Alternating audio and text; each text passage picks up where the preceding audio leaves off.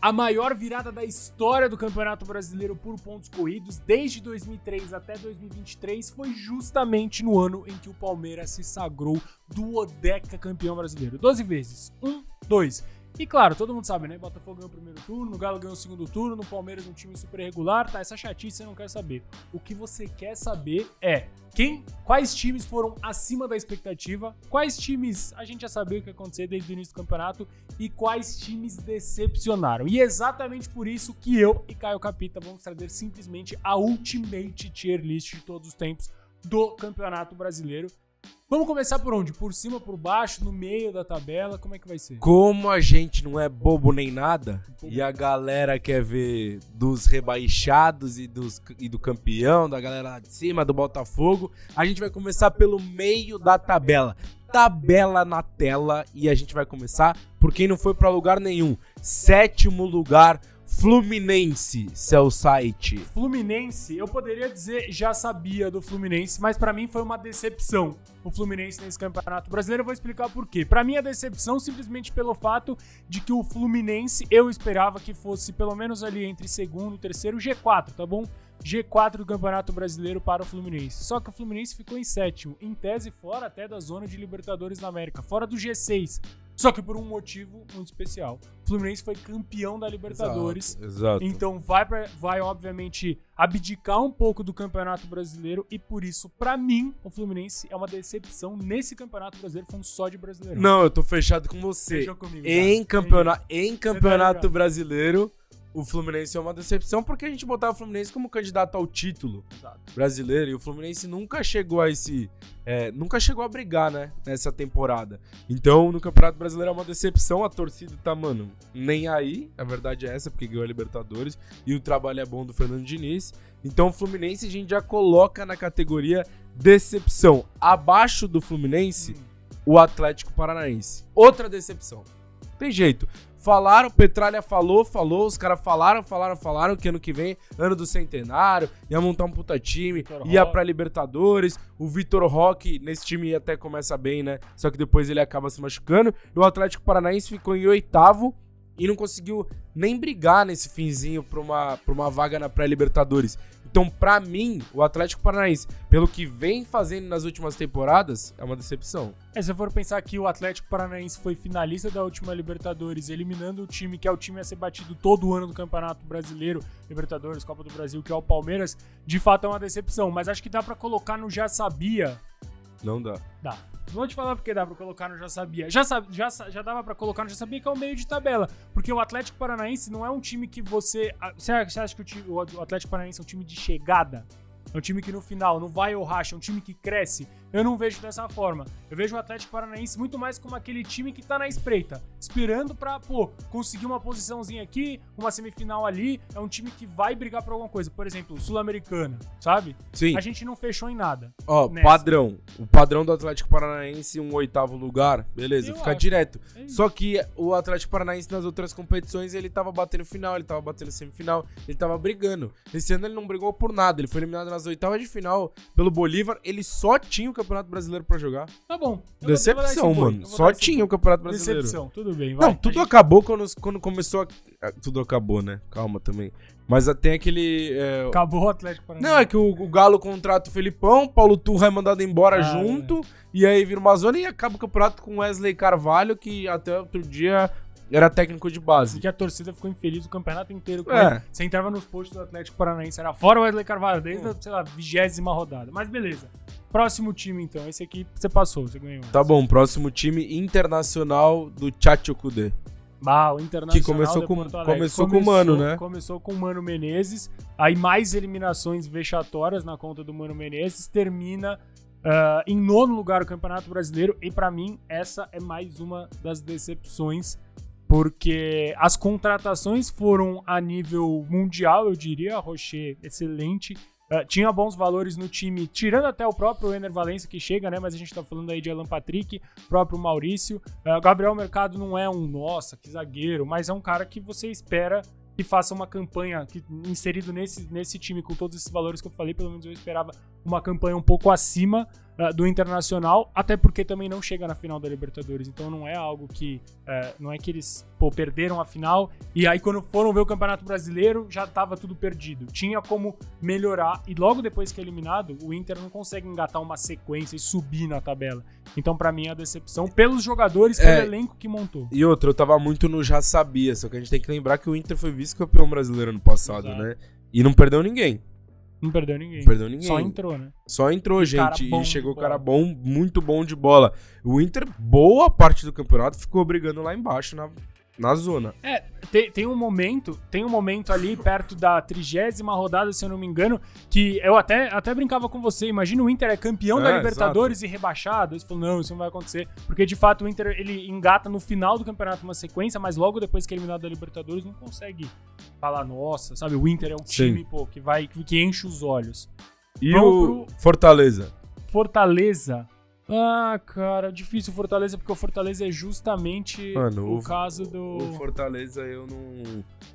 Eu acho que é muito duro pro Fortaleza brigar num campeonato mata-mata. Eu acho que ano passado... Campeonato pontos corridos, né? Campeonato pontos corridos. É muito duro pro Fortaleza brigar em campeonato de pontos corridos. Retrasado, né? Ano passado o Fortaleza quase caiu e daí conseguiu a arrancada no finzinho no segundo turno, né? E no retrasado ficou em quarto. Eu acho que não é nenhum nem outro. Acho que ano passado é uma decepção. Já sabia. Eu acho que um quarto lugar é acima da expectativa. Sim. Eu acho que esse ano eu já sabia. Tá bom, fechado, eu não já sabia. E lembrando que o Fortaleza, acho que assim, só uns destaques individuais, né? O Lucero foi muito bem. E acho que o grande destaque aí desse time do Fortaleza é um cara que está sendo especulado no Palmeiras agora recentemente, o Caio Alexandre, fez um excelente campeonato, fez um excelente Sul-Americano também. Assim, é uma tristeza essa temporada do Fortaleza no geral, porque sim, dava pra ter ganhado a LDU, era muito mais time que a LDU, tinha mais apoio da torcida, mas acabou pesando no fim das contas a camisa da LDU, que é, mano, um absurdo. 11º São Paulo. Mano, eu já sabia, eu diria. Eu já sabia. Eu já sabia. O que eu não sabia era que o São Paulo ia ganhar a Copa do Brasil. Isso aí, mano, acho que ninguém sabia. Mas o 11º lugar pro São Paulo é o que eu chamo carinhosamente de G Santos. Que dessa vez o Santos não ficou no G Santos. Mas o 11º lugar acho que tá bem pro time. Não, eu acho que tá bem também. Se for parar pra pensar... O começo da temporada de São Paulo é péssimo. Sim, ninguém sabia que o Beraldo ia ser um baita zagueiro. O Rogério Ceni fazia um trabalho ruim, muito ruim. Se ele continuasse, perigava até brigar pra não cair. Eu acho que 11º pro São Paulo já sabia, tá ótimo. Tá. Até agora a gente tem 2, não já sabia, 3 de decepção, é isso? É isso. Tô enganado? Não, acho que tá certo. Acho que é isso mesmo. Não, tô certo. Demorou. Aqui temos o primeiro acima da expectativa, o 12º lugar do Cuiabá. O 12º lugar do Cuiabá. É acima da expectativa. Acima da expectativa, acho que principalmente por causa de um cara, né? 2. Acho que o Antônio Oliveira tem que destacar o trabalho muito bom. É um cara que é um dos trabalhos mais longevos, né, agora. Já tá é incrível, né? O cara fica pouquíssimo tempo, já é um dos trabalhos mais longevos. Mas, de qualquer forma, acho que todo mundo sabe, né? Davinho, o predestinado. Faz gols importantes na campanha e ele assume esse projeto, mesmo saindo assim... Se for para pensar, sair do Palmeiras para ir pro Cuiabá é uma queda grande na carreira, né? Do Daverson. Ainda mais ele sai sendo o artilheiro, o cara que fez o gol do título contra o Flamengo, um gol importantíssimo. Mas ele chega no Cuiabá, veste a carapuça e joga como o Daverson. E, cara, importantíssimo durante o campeonato inteiro. Não, muito importante, um baita campeonato do Daverson, que fez 12 gols, né, nesse Brasileirão. Muito bem. O Ranieri fez um bom campeonato também, o Sobral fez boas partidas. Esse time do Cuiabá foi um visitante muito indigesto, o terceiro melhor visitante do Campeonato Brasileiro. Então... eu acho que é de se valorizar esse trabalho do Antônio Oliveira. Depois que o Davinho foi lá no boleiragem do Roger Flores e Caio Ribeiro contou toda a tática dos caras, o Cuiabá caiu, depois levantou de novo, né? Mas, bom, o Cuiabá fez um bom trabalho. O Antônio Oliveira ganhou em julho o melhor técnico do Campeonato Brasileiro. Então, assim, o Cuiabá fez um campeonato acima da expectativa, né? Esse campeonato do Cuiabá me lembra do Botafogo no ano passado. Lembra do Botafogo fora de casa? Era um time que ia muito bem, porque não precisava sair, né? Ficava esperando o adversário conseguir com 1, 2 estocadas ganhar. O Botafogo teve uma das melhores campanhas como visitante no ano passado, e a gente já vai falar sobre o Botafogo desse ano, e o Cuiabá foi justamente isso, muito bem destacado o Cuiabá fora de casa, que foi muito bem. O próximo, primeiro, hein, acima da expectativa. Próximo time agora. Corinthians. Uma das grandes decepções do Campeonato Brasileiro. Uma das grandes decepções. Grandes decepções do Campeonato O Brasileiro. que é mais decepcionante? Tem uma pergunta pra você que eu acho que isso todo mundo Pode falar. sabe. A campanha do Corinthians é mais decepcionante ou a gestão do Corinthians, do Willian, é mais Eu decepcionante? acho que a gestão no geral? do Willian é mais decepcionante. Isso impactou diretamente no péssimo campeonato do Corinthians. O Corinthians fez um campeonato Primeiras muito 4 ruim. rodadas, 4 treinadores. Muito ruim. O Corinthians teve o quê? Fernando Lázaro chegou, né? Fernando Lázaro, teve Cuca, teve Mano Menezes, teve Vanderlei Luxemburgo, o Danilo treinou alguns clássico. jogos. Danilo treinou o clássico.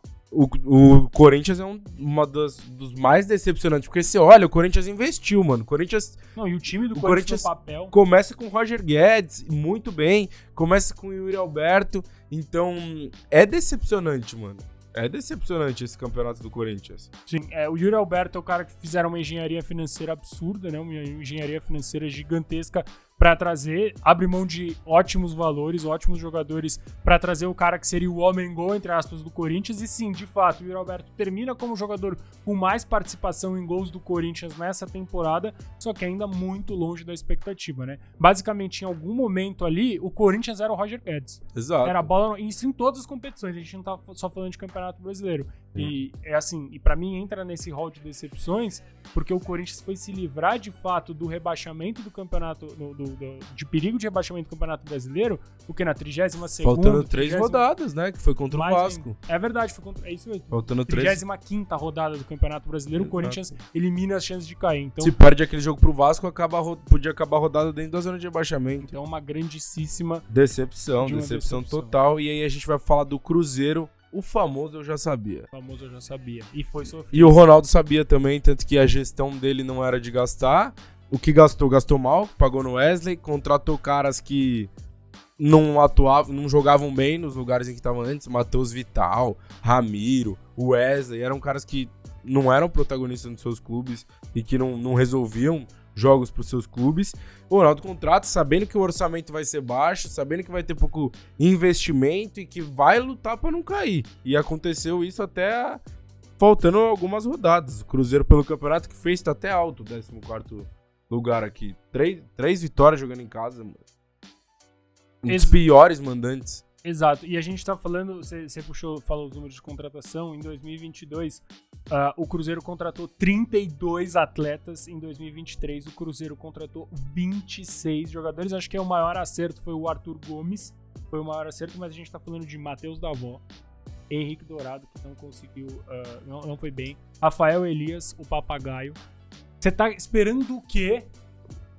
Eu já sabia. Não, eu já sabia. Só que, time pra brigar pra não cair, mano. Isso, exato. Eu já sabia piorado. Eu já sabia que poderia cair tranquilamente. E, cara, fora os diversos protestos, né? O Ei Gordão devolve o Raposão.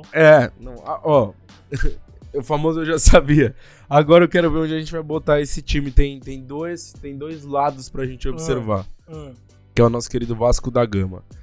A gente vai observar pelo lado de que é o maior investimento feito no clube na era dos pontos corridos, ou a gente vai olhar pelo lado, olha pra esse time vai chegar longe ou não vai?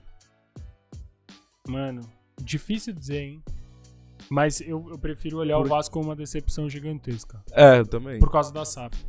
Principalmente porque, assim, a gente tem muito uma ideia, e principalmente aqui no Brasil, acho que tá começando esse negócio da SAF, a gente tem muito uma ideia de que a SAF vai salvar o mundo, né? Mas, de novo, eu sempre falo isso, né? No campeonato com 20 SAF, 4 SAF vão cair e uma SAF vai ser campeão. Mesma coisa com se tiverem 20 Guardiolas no campeonato, vai acontecer exatamente a mesma coisa. E acho que fica provado com o Vasco que não adianta nada você ser SAF e ter dinheiro pra investir se você não sabe aonde colocar esse dinheiro, né? E a gente vê durante o campeonato oscilações muito grandes de jogadores que, no fim das contas, são jogadores comuns. O Léo Pelé, por exemplo, que não gosta de ser chamado de Pelé, então só Léo. O só Léo foi capitão do Vasco em um determinado momento, né? Um jogador, de certa forma, importante. Mas, no fim das contas, o Vasco começou a se acertar mais quando o Medel que chega. Certo? Ou eu tô ficando maluco? O Medel chega e meio que toma conta, ele assume a faixa e tal, ele meio que busca esse protagonismo que em tese deveria ser do Léo. O Vasco começa surpreendendo até. Inclusive na segunda rodada, se não me engano, foi um empate com o Palmeiras que o Vasco sai na frente. E esse foi outro problema do Vasco. O Vasco, em momento nenhum do campeonato, foi um time consistente. Podia até sair na frente algumas vezes, mas cedia muita virada, muita derrota, perde pontinho aqui e ali. No fim das contas, a gente tá falando de um time que contratou um Pedro Raul, por exemplo, que foi vice-artilheiro do campeonato no ano passado e não conseguiu fazer esse cara jogar. Contratou um Maurício Barbieri, que tinha feito um trabalho excelente numa SAF, num modelo diferente, né, que era o modelo do Red Bull, não conseguiu vingar. Precisou acontecer o quê? O Vasco contratar medalhões, então uma SAF que recorreu a modelos antigos de gestão, que é contratar uma porrada de medalhão, botar os caras pra jogar junto, o técnico bicheiro, Ramon Dias, e, mano, se Deus quiser, vai o Vasco fica. O Vasco foi no limite, mano. O Vasco foi no limite absurdo, assim, e recorreu a caras, tipo assim, o Maicon God of Zaga, ele melhorou a zaga do Vasco, mas ele fazia um péssimo, ele tinha passado pelo Santos uma passagem péssima. Então, assim, foram contratações meio que esquisitas, sem convicções. O Vasco faz o quê? 13 pontos no primeiro turno. Horroroso. Aí o Ramon Dias chega e, pô, salva e tal. Mas, assim, não tem como tirar o Vascão da decepção. E aí, depois, pra gente fechar esse meio de tabela, tem o Bahia, né? Que é o famoso Eu Já Sabia. Mano, você não vai me botar acima da expectativa, o time que foi em 16º lugar. Não, não colocar acima da expectativa, grupo mas City. eu tava louco pra colocar em decepção, justamente pro seu grupo City. Eu esperava mais pelo aporte financeiro, mano. Eu espero, de novo, a mesma justificativa, o Cauli de 270 milhões, essa parte só pra gente dar uma risada, depois corta. Mas assim, eu esperava mais justamente pela expectativa por ser o Bahia, grupo City.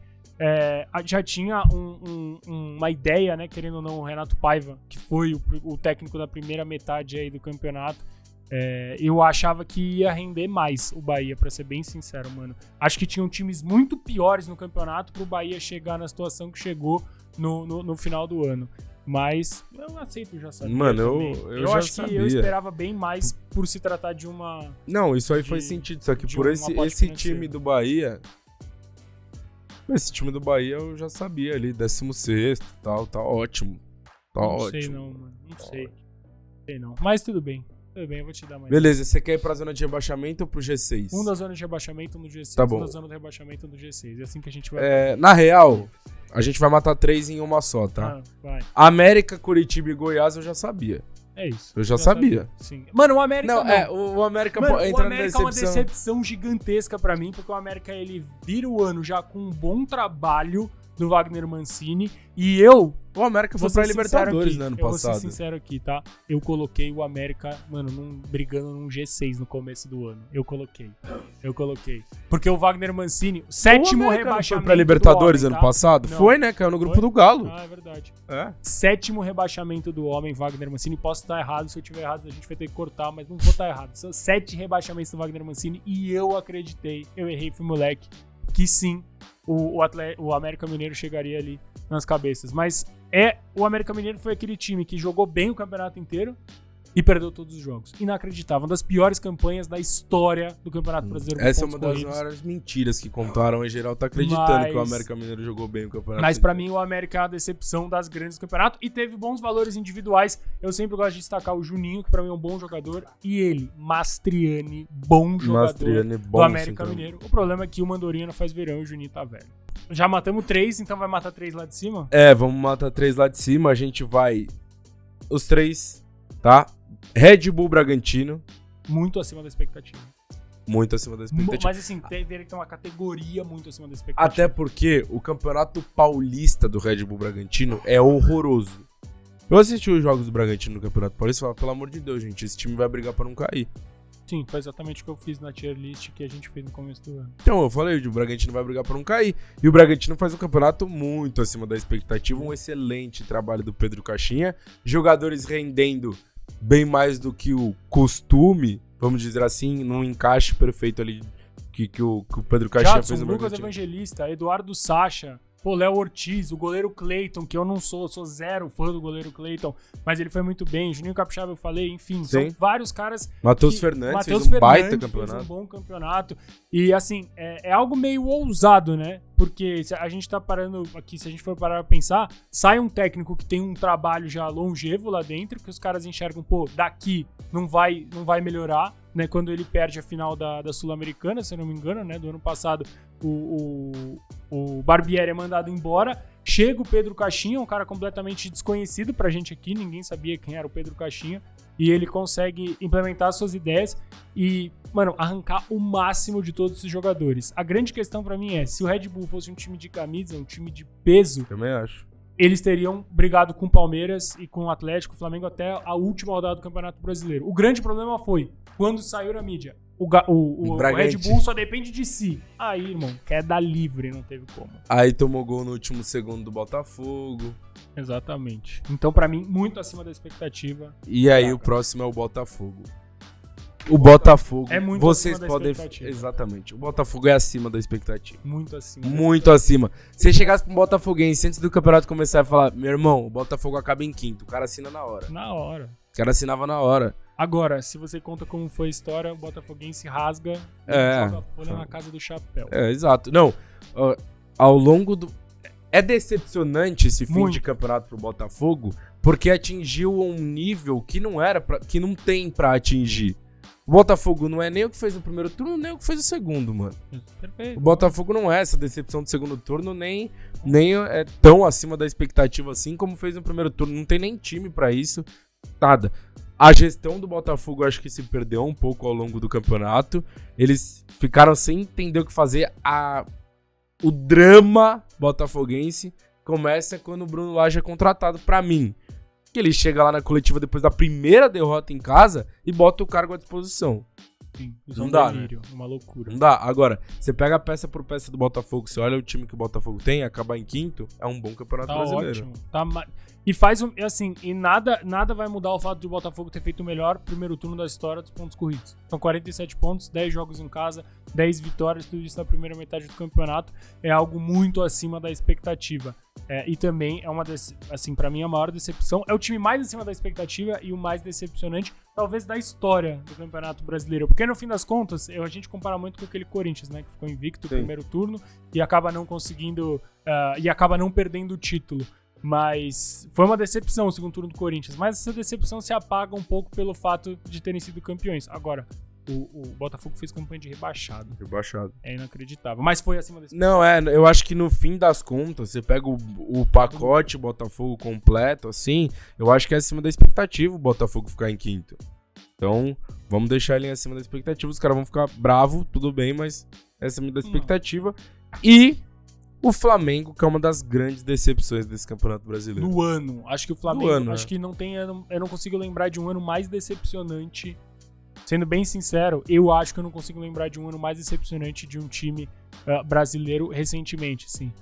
Porque o Flamengo, ele entra no ano com a expectativa de pelo menos chegar à final do Campeonato Mundial, ganhar a Supercopa, que é aquele título que eu falo que só importa se você perde, se você ganha, ninguém sabe mais. Por isso que o Abel fazia questão de lembrar nas coletivas que a Supercopa ela entra no pacote pro bem ou pro mal. Se perdeu é mais um que perdeu e se ganhou ele conta como um título. E o Flamengo perde todos os títulos, né? Todos os títulos. Perdeu 6 finais, né? Perdeu todas as... É que não foi bem não chegou à final do Mundial, mas perdeu todos os jogos decisivos que tinha. Perde de virada, uma virada absurda pro Olímpia, um dos maiores vexames da história do Flamengo. Depois, antes disso, perdeu pro Fluminense e o final do ano foi salvo ali com a chegada do Tite, naquela hora que ninguém queria ganhar o Campeonato Brasileiro, mas de qualquer forma, a decepção. Acho que de todos os times que a gente colocou na decepção, o Flamengo pode ir primeiro da fila. É a maior decepção. Decepção, o Flamengo chegou na última rodada sem brigar, né? Sem brigar, precisava meter 15 gols. Sem brigar. Sem competir pra ser campeão. Pro time que o Flamengo tem, pelos investimentos que faz, pelos jogadores que estão lá, não tem como. Chegou à final da Copa do Brasil, beleza. Mas a gente sabe como é que foi a final também, né? São Paulo praticamente demitido entre um jogo e outro. não era nem pra ter chegado ele. É muito ele. esperado que aquele time do Flamengo, acho que em qualquer, situação, ganharia do time do São Paulo pelo time que tem, sabe? Cara, é muita decepção. É muito decepcionante. Agora, o verde, que você tá de verde, inclusive, já puxando esse gancho, eu já sabia, né? É o maior, eu já sabia de todos. É o time mais constante desse século no futebol brasileiro. Eu sempre falo isso.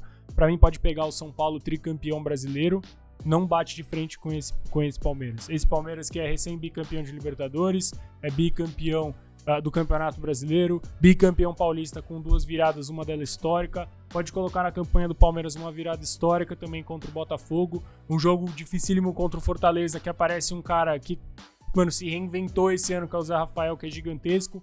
Um Piquerez aparecendo muito bem. O Mike, que entra no lugar do Marcos Rocha. Murilo, que assume o protagonismo que deveria ser do Gustavo Gomes. O Everton, não pega pênalti. Foi lá e pega um pênalti contra o Botafogo. Acho que cada um dos jogadores do Palmeiras tem uma história muito boa. E a maior história de todos, o Abel Ferreira, que inclusive agora os caras até mudaram ali perto do estádio do Palmeiras o nome. Rua Abel Ferreira. É o que ele merece. Não, o Palmeiras eu já sabia. Se a gente... a galera que fez projeção antes do campeonato... Se tem uma posição que os caras acertaram... Eu tava com medo. Então, mas se tem uma projeção que os caras acertaram, foi o Palmeiras em primeiro lugar. Óbvio que ninguém imaginou que o Palmeiras ia oscilar tanto ao longo do campeonato, que ia ter uma sequência de 4 derrotas seguidas. Mas, no geral, é tão constante, tão consistente, que essas 4 derrotas, elas acabam se diluindo no campeonato, sabe? Porque passa muito tempo sem perder, passa 8 jogos sem perder no final do campeonato, e é isso que você falou. Cada pequena história fazendo a diferença, o Abel reinventando o time do ano passado, que perde o melhor jogador do Campeonato Brasileiro, que perde o melhor volante, tem que adaptar o Zé Rafael. Gasta uma bala no Arthur, ele segura... o Endrick no começo, depois o Palmeiras passa a jogar com 3 zagueiros e o Palmeiras sempre vai competir, aquele negócio que o Abel fala, não vai ser sempre campeão, mas sempre vai estar competindo, e o Palmeiras compete. Se o time que tá na frente dele deixar de ser regular em algum momento, tropeçar, o Palmeiras passa, mano, o Palmeiras atropela, porque esse é o Palmeiras do Abel. E é bizarro porque, considerando os 2 turnos, o Palmeiras não foi campeão nem do primeiro turno, que foi o Botafogo, e nem do segundo turno, que foi o Atlético Mineiro. E só 2 times na história do Campeonato Brasileiro por pontos corridos foram campeões de fato sem ganharem. A gente tá falando do Flamengo em 2009, entregada do Palmeiras, e o Fluminense em 2012, e agora o Palmeiras do Abel Ferreira, que é muito regular. A ponte não precisa ser campeão de nenhum dos turnos, mas a taça, a 12ª taça com ou sem fax, como eu já falei, Palmeiras, maior campeão brasileiro, tá lá na sala de troféus do Allianz. Atlético Mineiro, Grêmio e Santos. Quer falar de qual?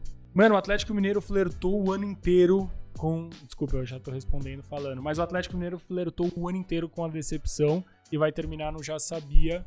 Também acho. Mas assim, foi uma decepção durante boa parte do ano, uma bagunça, cara, generalizada. Muita gente fala sobre essa mudança de SAF, né? E foi bem absurdo o que aconteceu em tese, se você for parar para analisar o processo do Atlético Mineiro virar SAF, porque não mudou o comando do clube, agora só perpetuou os 4 R's, né, que estão no Atlético Mineiro, mas flertou muito com decepção, terminou no já sabia, bom elenco. Eu acho que já sabia também. Eu acho a decepção foi na última rodada, né, goleada pro Bayern. Sim. Ganhar. Mas eu acho que eu já sabia, teve troca de técnico, teve bagunça, mas o time... do Galo, depois das eliminações, principalmente da Libertadores, passou a render mais o Felipão. O Everson deu uma entrevista falando que depois que eles entenderam qual que era a metodologia do Felipão, o estilo de jogo do Felipão, o time passou a render mais. E o Galo fez um excelente segundo turno, né? Ganhou o segundo turno. E acho que acaba no... Eu já sabia que ia brigar pelo título. Exato, brigou pelo título, não ganhou o título e de fato também já sabia que o Galo não ia ganhar. E agora a gente tem a maior decepção e o maior acima da expectativa. O maior acima da expectativa é o Grêmio. Excelente, trabalho brilhante do Renato Gaúcho, que sai da Série B direto pra segunda colocação. Pô, quem anotava o Grêmio como segundo colocado? Ninguém.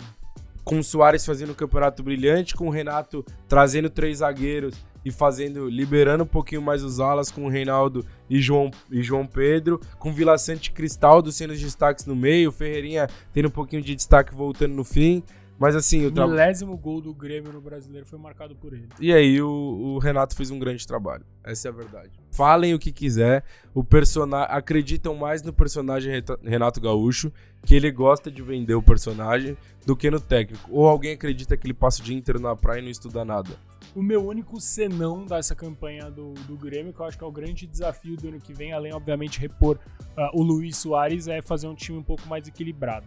Aí eu concordo com você. Eu acho que o time do Grêmio foi muito desequilibrado, né, nesse ano. Tá na ponta da língua aí, né? Quarta pior defesa e segundo melhor ataque, é isso, melhor ataque, enfim. É muito abaixo no... Time com mais vitória. Exato, o time que mais venceu no campeonato.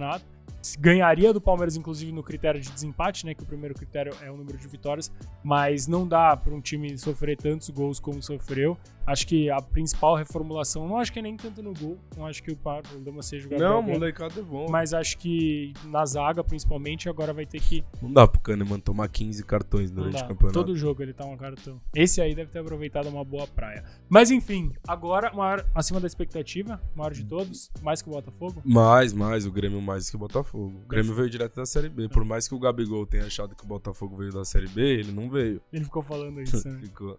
Beleza. E o Santos, que é a maior decepção de todos. Vamos fazer um negócio diferente aqui? Vamos criar uma categoria Santos? Que é uma categoria Santos. No Brasileirão Rei. O Santos não conseguiu fazer nada no ano em que era o ano inteiro em homenagem ao Rei.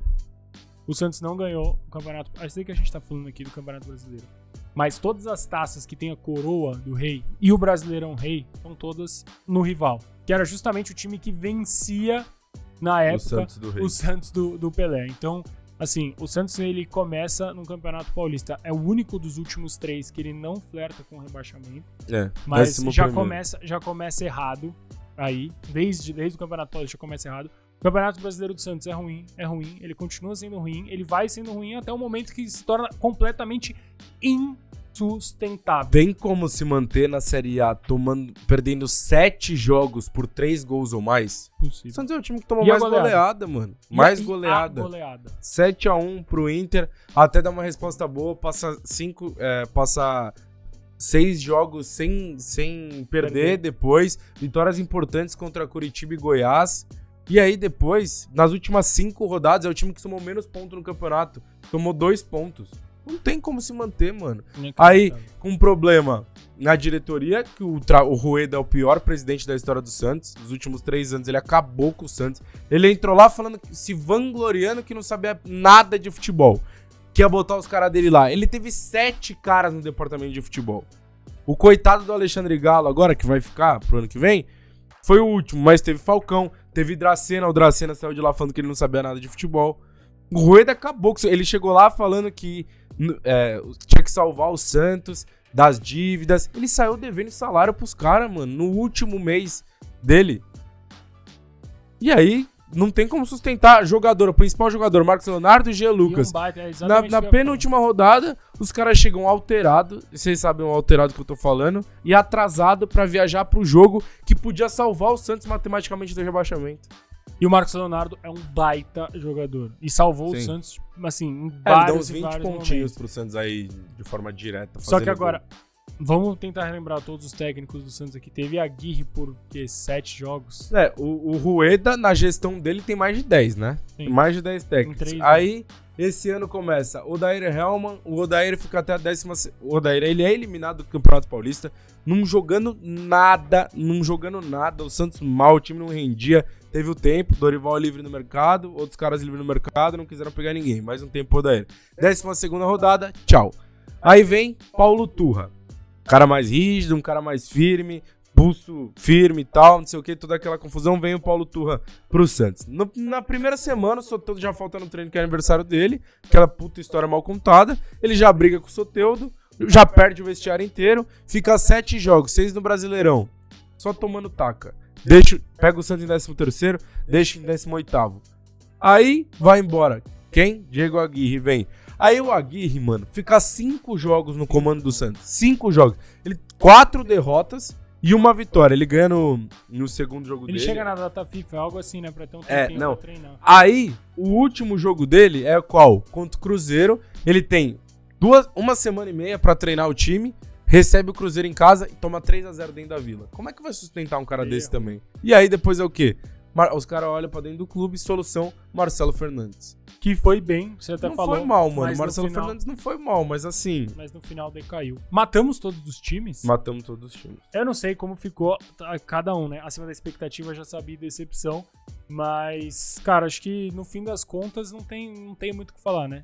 Palmeiras campeão merecido. E acho que os 4 rebaixados são rebaixados com merecimento. Talvez alguns times tenham merecido mais do que o Santos cair esse ano, mas eu acho que pelo conjunto... Não, o Santos mereceu, o Santos mereceu muito, fez muita força pra cair. Quis cair com força. Rapaziada, deixa o like, se inscreve no canal. Tamo junto. É nóis.